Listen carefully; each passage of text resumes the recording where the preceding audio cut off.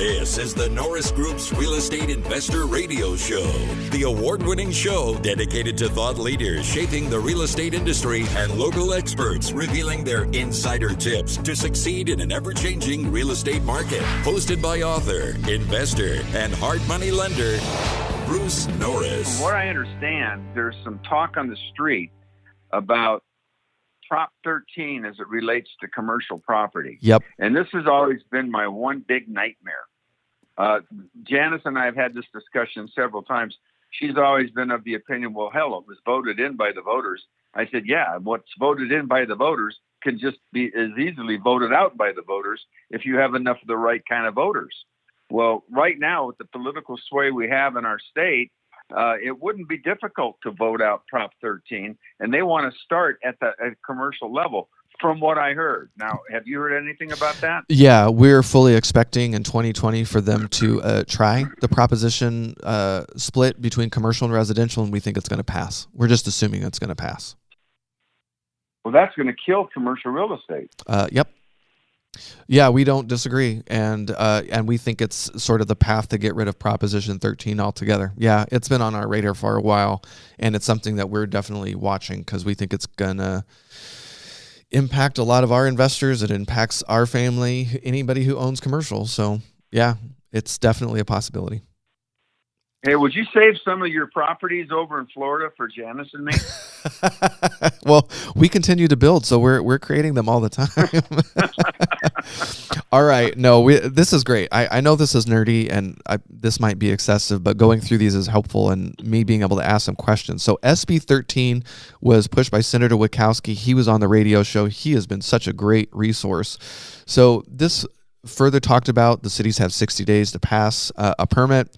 The total floor area of an attached ADU is limited to 50% of existing structure, or 1,200 square feet for a detached. So these can get big. What's the biggest ADU you've seen? Oh, well, 1,200. I mean, that's about it right now. Although there's one right down the street from me that sure looks a lot bigger than 1,200. It's an ADU with an illegal addition already? Well, it's been there for 30 years. I mean, yeah, I've been in my home for 40, and we're kind of out in I would say, a semi-rural area of North San Diego County, and it's almost like one of those areas where it's no Brentwood, right. There's just no, there's no CC&Rs, and it's a little neighborhood where, although we love it, it's quaint, we'll never leave. Love the neighbors and everything, but I mean, you're driving up the street and you're seeing these guys with their motorhomes parked in their properties, and I mean, it's that kind of a deal. So it's more of one of those anything goes type of neighborhoods. And there's this, it's a nice home, the primary residence, but then he probably 25 or 30 years ago, he threw up it was a mobile home. It was a great big mobile home, probably looks like about a 1,450 square foot mobile home. Oh, big. Well, and it's been there forever. And I mean, it's still there to this day. I don't know how he did it. That was back in the day when it cost you $50,000 to get a permit for an ADU from the county. Well, and this is a good question for you then, because one of SB 13, it spells out that no impact fees are allowed for units smaller than 750 square feet. And when it's over that amount, the percentage is based on size. So permit fees are impact fees and permit fees. Are those the same thing? Well, not really. An impact fee has more to do with your traffic and things, developmental impact, schools, all that kind of stuff. Well, schools, that's kind of a separate entity within itself. But yes, schools definitely are not exempt from any of these laws. I mean, schools still have the right to impose their fees on any kind of development. So a lot of that is still going to be there. But by and large, at least in San Diego, from what I've seen, they're, complying pretty much countywide. Almost every single one of the jurisdictions are coming into some form of compliance, and they're all waiting these new laws to be implemented, as are guys like me who are trying to put these things on people's property. Well, and the good thing too is that the one of the laws that we'll get to, it's AB 671, specifically spells out that ADUs and JADUs count against a city's RHNA or affordable housing goals, which I Yep. think there's only six Yep. cities in the entirety in California that are on track. So we're all so far behind. And those RHNA goals are tied to other funding specific for the city. So I fully expect the state to start playing games with people's money. And Yep. that's when things will really happen. So good to know, though, when it comes to impact fees and permit fees, those are different. So that's good to know. And then utilities can require a new construction and connection fee, but it has to be reasonable. That seems a little bit too vague for my taste, but I guess. Well, and I got a different read on that. As I understand it, if you're pulling the utilities from your own grid, there are no allowable connection fees. If you have to pull from the jurisdiction's grid, then there will be meter and connection fees.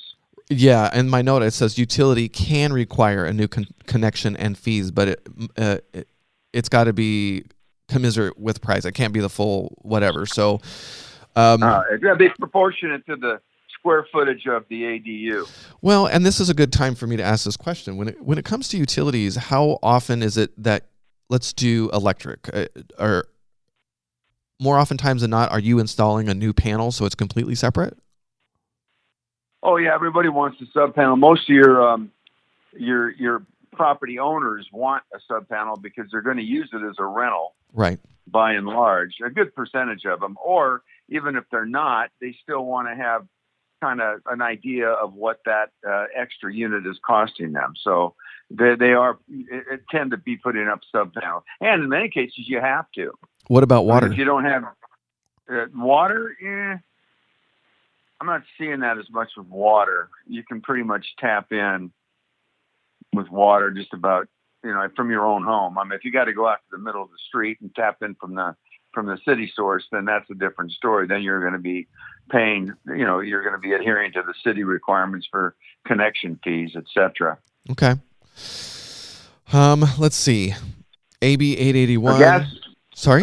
Oh, gas. What were you going to say? Oh, I was going to say, yeah. Gas and sewer are kind of interesting. How so? That's all over the place. That's our biggest, challenge right now, is trying to figure out how to get gas and water to the new site, because you're dealing with a lot of old pipes and sewer lines. You could have clay or old cast iron steel, and then if you happen to go down and try to connect to something and you break it, then you're going down to the city to get a permit to replace it, and the city's going to say, well, geez, that's old, that needs to be taken clear back to the main line. Well, like, what? and I know, but that's a real health and safety risk. So they could absolutely do that, and there's really low, and those are not cheap. No, they're deal breakers. That can stop a project dead in its tracks. Yep, agreed. Okay, that's really good to know. And another reason, like I've seen investors do this, they're like, I just bought a house in Palm Springs, and if I rent every day for $300, I'm going to be making this amount. And then they learn all the rules, and they're like, oh no, it's not what I thought it was going to be. Man, if you don't do your homework, this could be really painful. So, AB 881. This was interesting because it requires the cities to work with utilities to identify appropriate areas for ADUs. So some of the other bills that passed in October really had to do with the digitization and modernization of the state's databases of housing, land, identification of affordable housing sites, all that kind of stuff, so it's easier for them to see. So they're going to be spending some money over the next couple of years doing that, and I think this is really going to help because, it is what it is. If utilities can't reach and it's not appropriate to build ADUs in some spots, it would sure be nice to know that up front instead of having to do all this work by hand, going down to planning and the utilities separately. But we're not there yet. So they're going to work on that. No, we're not. It's all over the place. I got to tell you one more little interesting story. Please. The city of San Diego, I'll send you the article. The city of San Diego, after the first of the year, is going to be discussing the possibility and the viability of allowing tiny homes and or park models to be installed as ADUs. Yep. Now, the jury's and I know there are some other cities around the state and the country that are already doing that. But what I question is this: if you buy a park model for $35,000, can you hook that up like an RV with an RV stub out, or do you have to go through the same procedures as you would by building a regular ground up ADU in terms of all the utility requirements? Because here's what I see happening. A lot of people, a lot of properties have, especially in the county, have stub outs and what they call pedestals to accommodate RVs. So, and you don't have to have that connected to the city. Well, it's inadvertently connected to the city because the stub out is connected right into the sewer line. Right. But you can run an extension cord essentially, or add another circuit to your panel and throw in more juice to activate the electricity on the park model or the tiny home. So my question is this: if this all goes the way it could go, which means they say, okay, yeah, if you've got an existing park model or RV hookup, you're good to go. Well, that's going to send this ADU industry into a completely different direction altogether. That is a good point. And if that's the case, and if it's mobile, I wonder if they'll allow it to count as affordable housing since it's not permanent. It's not like a permanent housing structure that stays there. So that'll be interesting to watch. Not. Yeah. Yeah, no, that's a good point.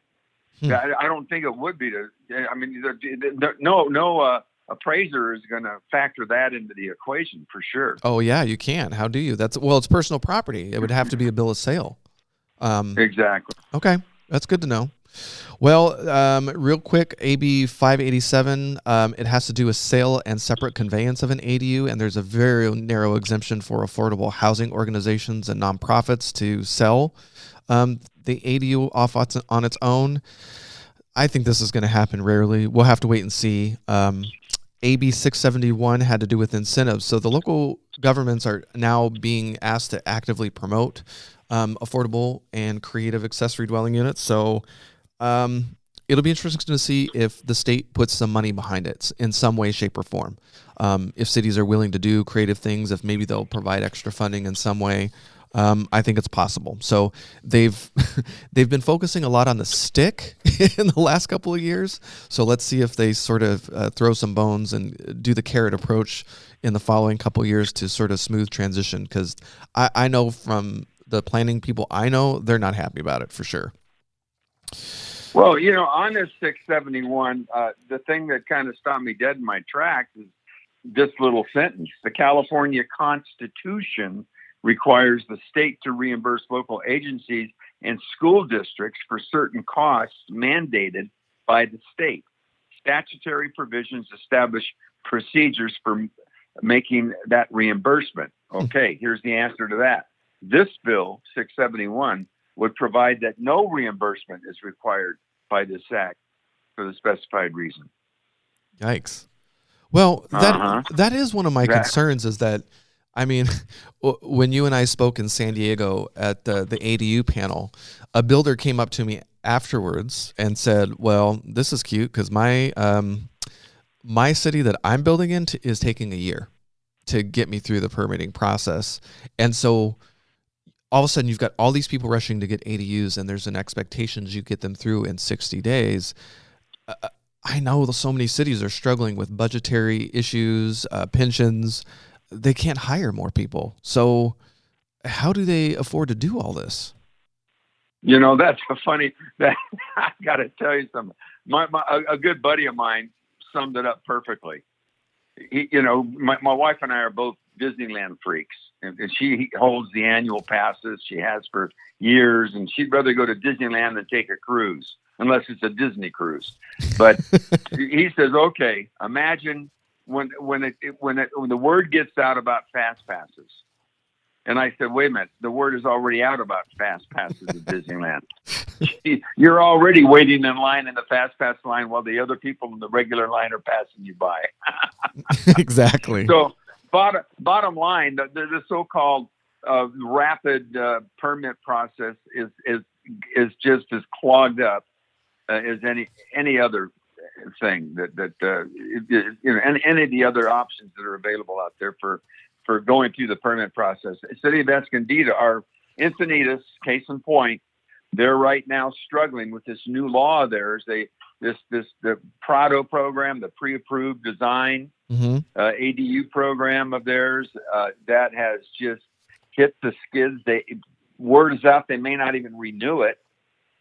Oh no! For that very reason, there's already some dissension among the architects, the AIA and other entities, that these two architects that got awarded this privilege, if you will, of using their design, have more or less created a little monopoly of their own within the city. Oh no! So there's some issues. Yeah, there's issues there. And the guy that's one of the main guys, I'm not going to mention his name, but was awarded the thing, isn't even sure he wants to continue doing them. But what happens is 9 out of 10 people do not want to use the designs that the city has approved for the permit, the fast track permit process. They want to make modifications. The minute you make the slightest little modification on a pre-approved plan, guess what?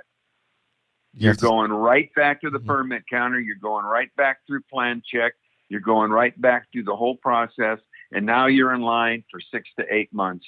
And the city of Encinitas, in many respects, and I'm a resident there, I love the city, but they, in many respects, have shot themselves in the foot. Man. And now they're in a quagmire. That's sad to hear because they were really at the forefront and really, I felt like they were trying to thoughtfully approach this issue.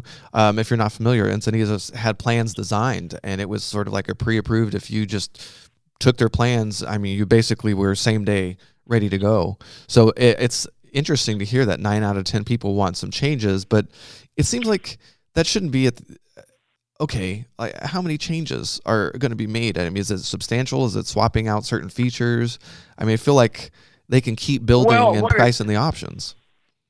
Well, what is it? We run into it with mobile homes all the time. We have to make changes on mobile homes because you can't just, you plunk those down on a lot. It's easy to say, but in all reality, what if that front door is facing the garbage can? Okay, fair enough. That's true. And so, these are just little examples, but people want to change a door. They want to change where the entrance is. They want to put a doorway where a window is, or they want to make a double window out of where a door is.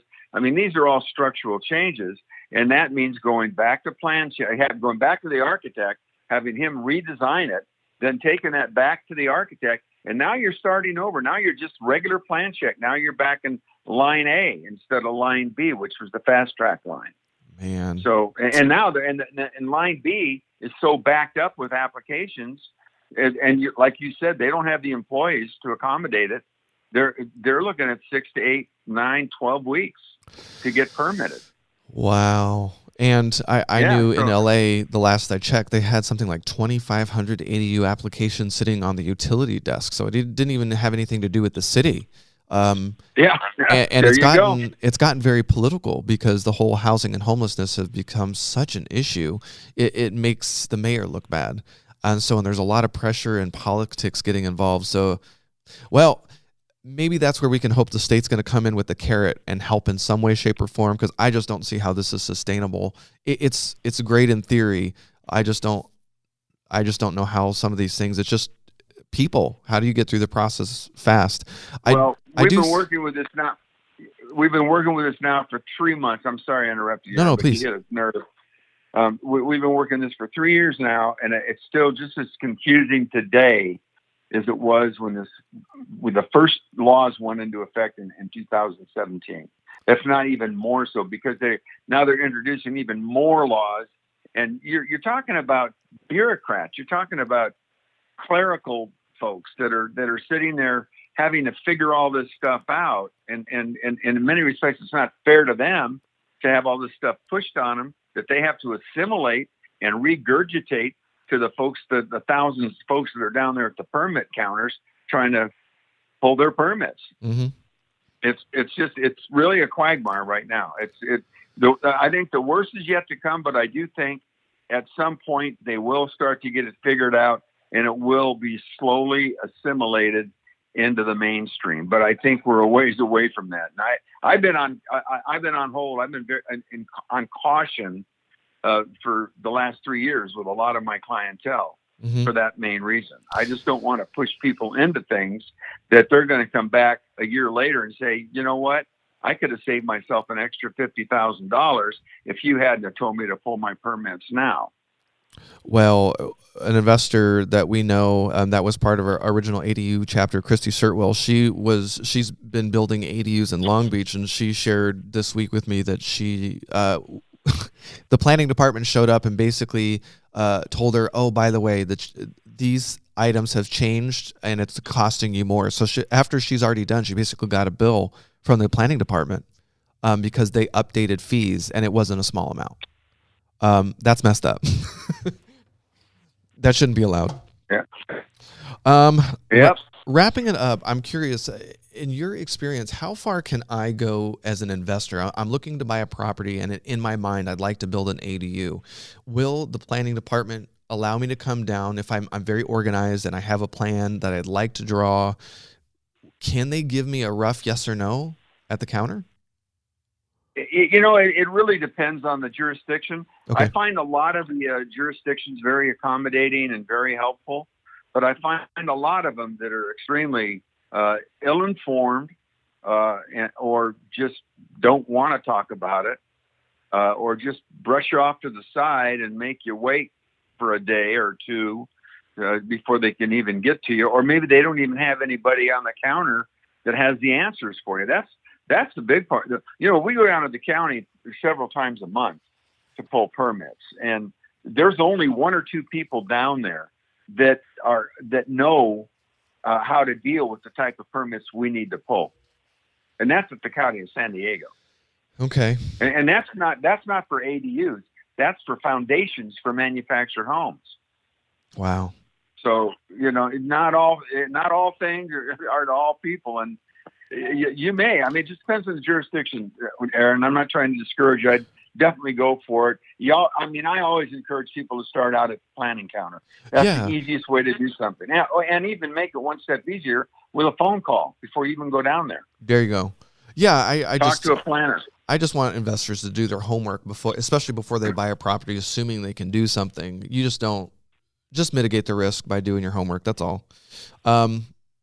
I had some really good questions from the property managers because, of course, in October, the rent control stuff went through as well. And the question was, can you have a rent control primary and the ADU, what does it fall underneath? So this is where I think it depends, and it's just my opinion. When you do a junior accessory dwelling unit, do you have to get a separate certificate of occupancy? I believe you do. I mean, you're pulling a permit for an extra dwelling. I can ask my son. I don't do JADUs. We basically are just in the manufactured housing end of things, but or a fresh, ground up design build. But my son does do JADUs. The only reason, in fact, he did one on. Well, actually, you know what? Now that I think about it, he just rebuilt a home. He bought a piece of property and rebuilt it for their own primary residence. And he built within that everything but a kitchen on one of his levels, on his bottom level of his home. Mm-hmm. He built that out. It's about an 800 square foot JADU, but he intentionally didn't put a kitchen in it because he didn't want to have to go through that added permit process at that time. Now, he's going to do it eventually, but he didn't want it to kink his loan or any of the other things that he was going through with the permits or inspections or any of that kind of stuff. So he just left the kitchenette out of it just to be safe. Okay. So I think that what you're asking me, I do think that when he does go to finalize that and really officially turn it into a JEDU, then yes, he will have to have a CO. Okay.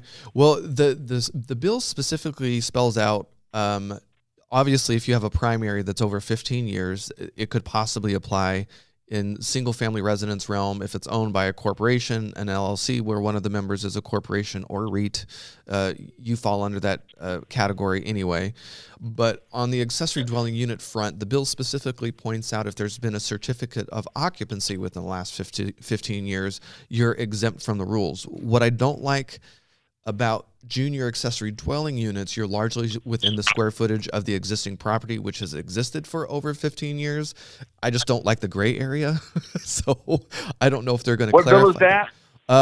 I don't have the bill off the top of my head, but it's the rent control bill that just passed in the state. Oh, okay, darn, yeah. I wish I would have that up here. Yeah, no, that's a whole other conversation for another interview. Yeah, and if you own commercial, yes, it's going to apply to you. But if you're looking to split up the square footage of the existing, I just don't know the logistics of how that works with if you're dividing a 2-bedroom, 1-bathroom into two studios. Do you get a certificate of occupancy for the different ones, and will the city rope you into the rent control? I don't know. So please do your homework on that front. Work with the city to see what they're going to do. I would just hate to see anybody do something like that and get locked in somehow. I think, just do your homework. So. Well, no, I'm glad you brought that up. That wasn't even on my radar, but thank you. I'm definitely going to be on top of that one. Well, we're definitely going to continue this conversation, especially when 2020 rolls around. We'll have to have a few more out. I look forward to possibly doing some more work with you in February. I love this stuff. We've been funding ADUs as part of flips, as part of rentals, not as new construction, but we launched the second program because of all this research for investors that have existing rentals. So I'm excited about the opportunity. If you are looking for a very easy guide, John, you have a great ADU guide on your website. Where can they go to find that? Oh, just crestbackyardhomes.com. And then on the right side of every page on the website, you'll see a little green tab that says ADU guide. And just punch on that tab and download the guide. Costs $14.95, but it'd be the best $14.95 you've ever spent. And there's a lot of other good information on our website as well. We're adding to it every day. There's some really good blogs on our website that you can read. We have a lot of different models, a lot of really good information. So take the time and kind of surf through that entire website, and it'll really help you a lot. And by the way, while you're talking about manufactured homes, did you realize I just got this information yesterday? I'll send you the letter. Manufactured homes are exempt from the solar requirements that are going into effect. I'm so glad you brought that up. I forgot to ask, but you're telling me that detached accessory dwelling units are not. No, not detached accessory dwelling units. Manufactured. No, I know. But if I do build a detached, does that fall under the new Title 24? I have to put in solar? Yes. Ugh. Okay. Yes. Title 25, fortunately, is the mandate that preempts Title 24. So and that is the manufactured housing mandate, Title 25. So they are not under that auspices. Do me a favor, those of you listening, go online, look up John Arendsen and San Diego. He was in an article. He is a beautiful ADU. It's ridiculous. How many square footage is that? The one that I got to see. Is it 400? Oh, 430 square feet. It's stunning. It was featured in a San Diego newspaper. You just have to see pictures. I think a lot of people still think, manufactured homes, they think the wobbly boxes of the 70s. It's a dirty word. We're not talking about mobile homes here. You have to see this thing to believe it. His daughter did the design on it, and it's stunning. So they've come a long way, but I'm glad you brought up the solar thing because that is definitely something I needed to know, and now I do. Well, and we still are holding open houses by appointment for. We only have 2 of our ADU models left out of, I think, 5. we had at the beginning of the year. We sold 3 of them. We're down to 2. So come on down while we still got them around, and you're more than welcome to take a look at them. One's the 2-story hybrid that I think you went through, Yes. Aaron, and the other one is the little one that you're talking about. In fact, that is number 1 off the Silvercrest assembly line. That is the first official accessory dwelling unit in California off the Silvercrest manufactured home assembly line. Really? And that little unit is available. Starting price on that is about $65,000. That does not include the delivery or the setup or any of the site work or utility connections or permitting. That is all something that you have to work out with your contractor. My son can help you do that. He does all of our construction and installation work. But I think by the time the dust all settles, for all the other work that's involved, you're probably doubling that price easily. So you're probably up around 125 to 150 grand by the time the dust all settles. Well, that's the sad reality of what it's costing to do these ADUs nowadays. I think what's fun about working somebody like you, though, is that you don't care because you can do either Title 24 or Title 25 stick-built versus manufactured. You're going to do what's best for the client based on timeline, budget, all that kind of good stuff. I don't think there's a lot of people, unfortunately, that do what you do. What markets do you serve? Just San Diego, and we do a little bit in South Orange and Riverside counties. Okay. Yeah, sorry, Temecula. everybody. I keep sending people to you, and they're like, oh, he doesn't do this area. But he's still you're still a great resource. Can you help people on the manufacturing front, even if, I don't know? Well, I can refer them to folks. If they're interested in going manufactured, I can definitely refer them to our manufacturer. The sales and marketing manager up at Silvercrest in Corona is a valuable resource. He can refer dealers that do represent other areas, and then Champion Homes. They're up in northern Mid California. They're the holding company. For Silvercrest. Silvercrest is a subsidiary of Champion Homes. Champion Homes is on the New York Stock Exchange. They've been around forever. They're a very reputable and very solid company. Yeah, if you haven't taken the time to look at manufactured homes lately, I mean, they're stunning. And in some cases, the quality is better. Remember, these are being built in factories and workers are doing the same thing over and over again. It's in a controlled environment. So it's come a long way. The technology has come a long way. And I think you're going to start hearing a lot more about prefab manufacturing in the Title 24 space as well. There's a lot of conversation in the builder community that a lot of people aren't coming out of high school saying, hey, you know what, I should be in the contracting field and I should build houses. So you're going to be seeing a lot more conversations about interior builds with robotics.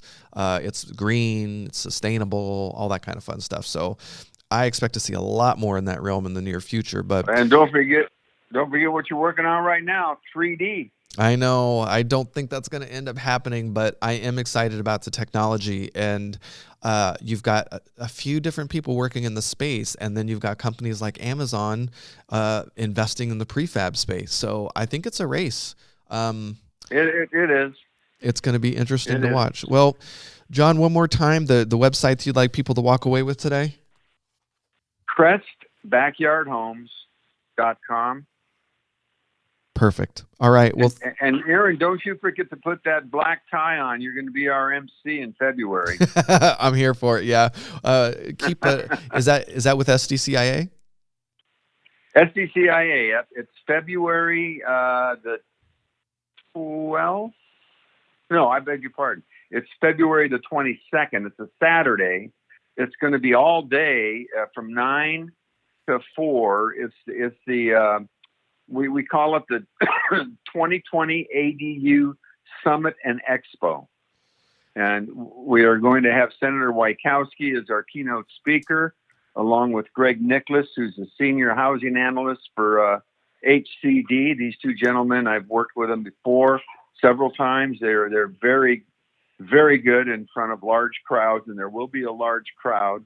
As you know, Aaron, that the Scottish Rite Center can hold up to 1,000 people. We're also going to have a couple of mayors from the County of San Diego talking about some of the programs that they're coming out with for their constituents. And we're also going to have a space available for any of the city planners to have little exhibit tables to basically answer questions for their constituents on how to work through the process of applying for permits, and maybe even some of the cities that have the pre-planned approvals going. There are other cities now besides Encinitas, including the county, that do have pre-planned approval programs. So it's getting more exciting by the day. There'll be a lot of exhibits down there, including myself. We'll have a little exhibit set up. I'll be able to answer questions for people on a one-on-one basis about manufactured homes. There'll be other contractors. There'll be lenders. There'll be appraisers. There'll be people to answer questions about your taxes. It's going to be an all-day event,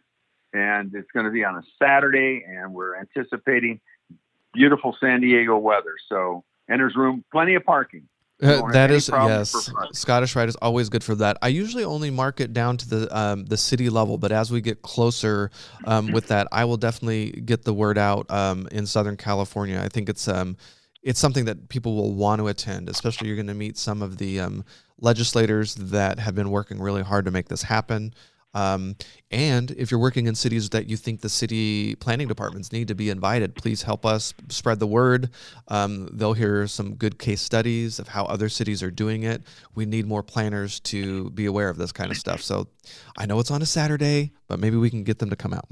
So, all right, John, thank you so much. And I look forward to seeing you soon in Riverside. And other than that, we'll see you in February. The Norris Group originates and services loans in California and Florida under California DRE license 012-19911, Florida mortgage lender license 1577, and NMLS license 1623669. For more information on hard money lending, go to thenorrisgroup.com and click the Hard Money tab. For more information on hard money loans and upcoming events with the Norris Group, check out thenorrisgroup.com. For information on passive investing with trust deeds, visit tngtrustdeeds.com.